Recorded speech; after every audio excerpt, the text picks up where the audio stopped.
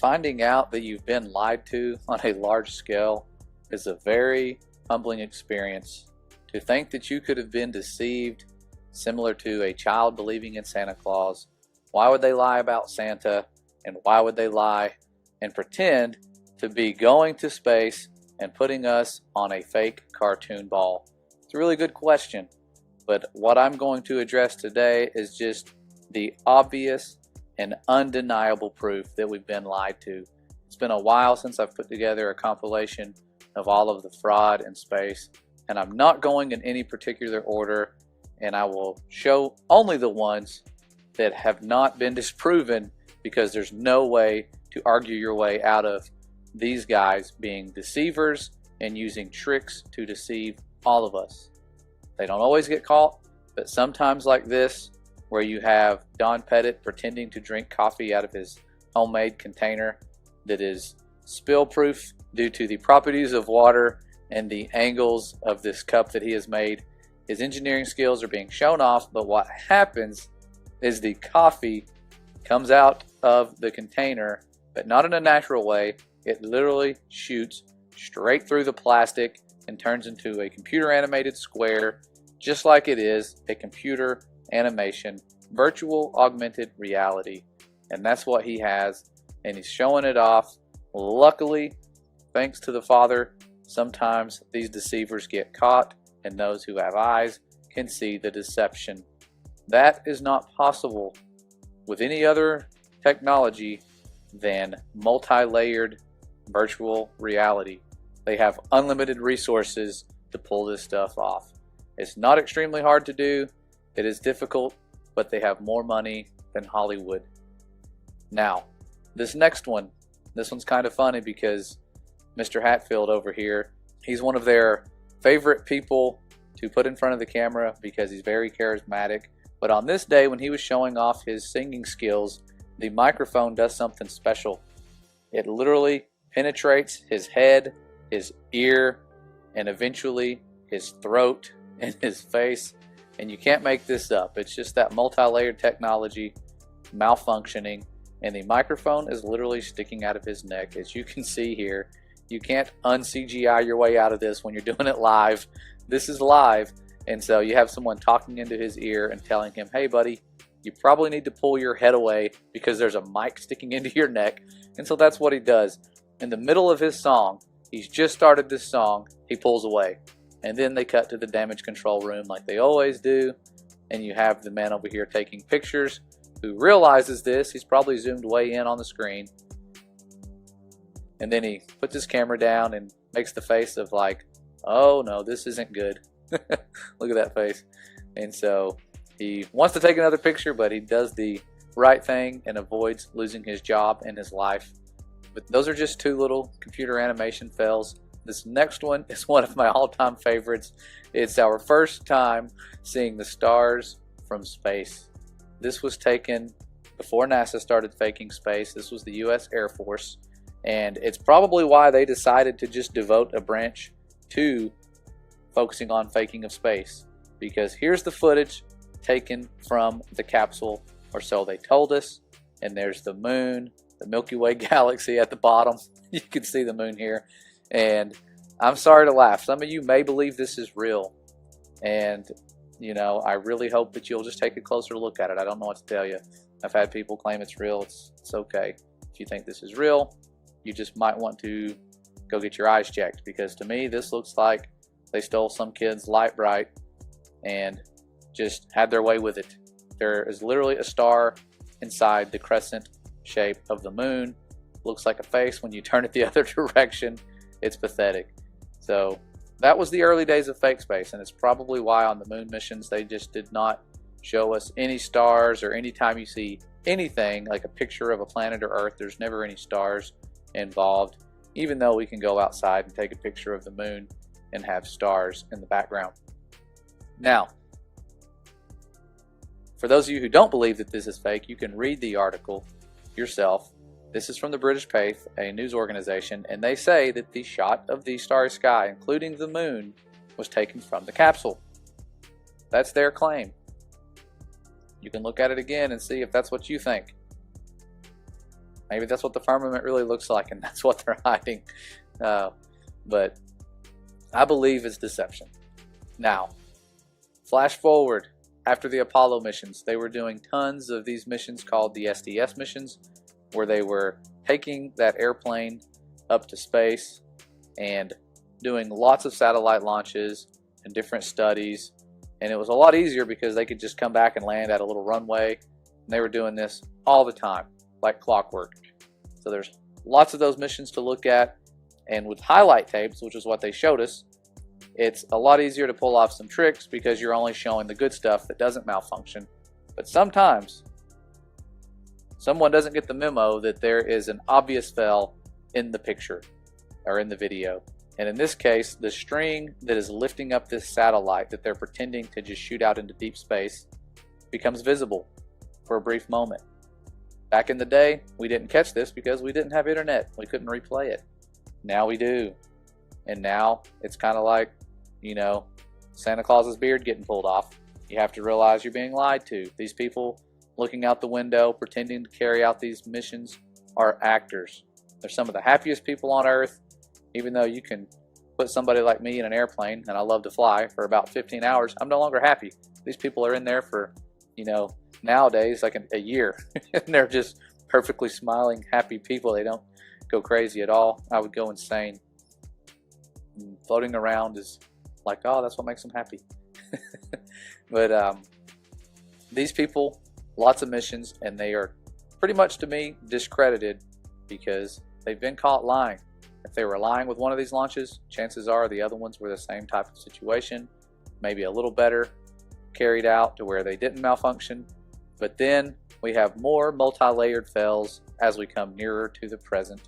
And you have these guys here waving goodbye at the end of their perfect live event. Everything went great, looked like they were in space, but then they were exposed when this glitch happens and only the moving objects are seen swirling into oblivion. These guys almost got away with it. And like Mike Helmick said, there's a time coming when we will not be able to tell the difference in these guys faking space, or is it reality? We won't be able to tell. And this is one of those situations where it really looks like they're in a room, but those moving objects tell a different story. And when this happens, you've never seen this happen anywhere but in fake space. This is ridiculous too. All this stuff is ridiculous. Like I said, I'm only showing the obvious fails. For people who think we are crazy and making this up, we're not. Now, this is one that's controversial a little bit because many say this is not bubbles in space, it's something else. But the problem is an object in motion in a vacuum and microgravity would go in the same direction. It would not go in a curved path. And you see lots of times, whatever this is shooting out, the people at NASA had no clue what it was. The astronaut said he couldn't even see it, but these things were shooting out at a rapid rate. If it was water like they thought it might be, that's a need to panic when your environment is 200 miles above Earth and there's no way to get you fresh water. Once you run out, it's gone. And this looks like gallons upon gallons just pouring out. So whether or not it's bubbles or water, it's a big deal. And they don't seem to really care, and they just carry on the mission when this is actually a life or death situation because they have a limited supply of everything. But there you go, you can see it everywhere. Tons and tons of bubbles or water. It's definitely not what Scott Kelly said, the flakes of paint, because of the rough environment of space. The whole spaceship will be gone in a week if that's flakes of paint like he said. Now, this one, very interesting. You're watching one of their mini satellite launches. Of course, they were faking it in the 80s. Maybe now we have the technology, but you look in and you can see that their chroma key effects malfunction and the panels on this satellite vanish. This is more recent. You know, this is probably within the last 10 years or so. Can't remember the exact date of this. Definitely not the 80s. Using different technology. Probably no strings attached here. This is 100% green screen or whatever they're doing. Looks real, but thankfully, like I said earlier, they do get caught and they switch to the damage control room every time. And usually you'll have a guy with a camera walking around taking pictures. And like this guy, sometimes they just don't take pictures. They just walk in, pretend they're taking pictures, walk right back out. So every day is a very big event there. Lots of science going on. Billions of our dollars go in there, and somehow they're able to invest that into t-shirts and all sorts of other business adventures and make money and keep the money and keep the profit. But here is something I came across the other day. This is really recent. This is like from this decade. And you see here, this is supposedly deep space. Look in the background. Where did they go? Did they accidentally go over Antarctica?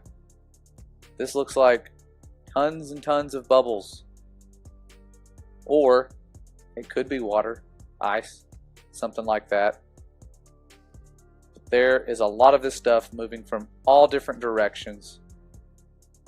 This is insane. I've never seen this much debris in space. This seems like it could be dangerous, but some of these, like the other footage, are not moving in a straight line. Like you can see, there's a little orb right here, and it moves in a curved path. This thing is definitely going in a curved path in a different direction. I've adjusted the brightness so you can see these better, but this is crazy. I've never seen so much of these bubbles or ice or whatever this is in space. This really does just look like some sort of snowstorm, as if they're not even in any kind of space environment like we've been told whatsoever, and occasionally they run into this stuff. I don't know. I'm at a loss for words because some of this stuff is coming from a direction where there is no ISS. It's coming from top of the screen, bottom of the screen, side of the screen. It's moving in different directions, meaning there has to be some sort of atmosphere or water involved for these things to get blown in a curved path. Otherwise, they would stay in their exact same motion. It's not really rocket science. I used to think that was a big deal, rocket science, but that's compartmentalized itself. Now, other than that, there are countless other times where they've been caught and they've had things happen to where, let's just say, wire harnesses have been exposed, or maybe their virtual reality toy vanishes and they grab at nothing. Lots of other things that people can try to dismiss and make excuses for, but there's only so many excuses we can make. And like you've seen here, tons and tons of obvious deception. Do they always get caught? Not really. They've actually done a really good job of carrying on such a lie for so many decades. It's been going on for a while. Before I was born and before many of you were born, they were doing this stuff with all the resources they need, and it's worth all the money in the world to them and all the resources to hide the truth, because that's what it boils down to. Understanding who we are, who made us, and what we live on has to remain hidden for their power structure and future deceptions to work.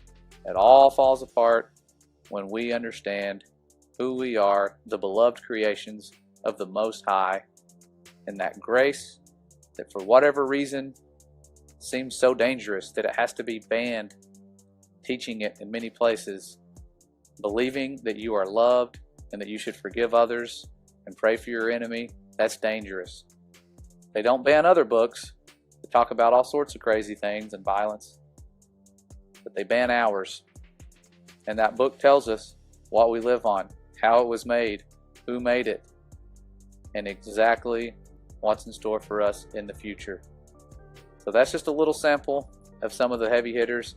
I wanted to put that out there to cover this in detail, some of the major ones for those of you who are trying to wake people up. You're doing a great job.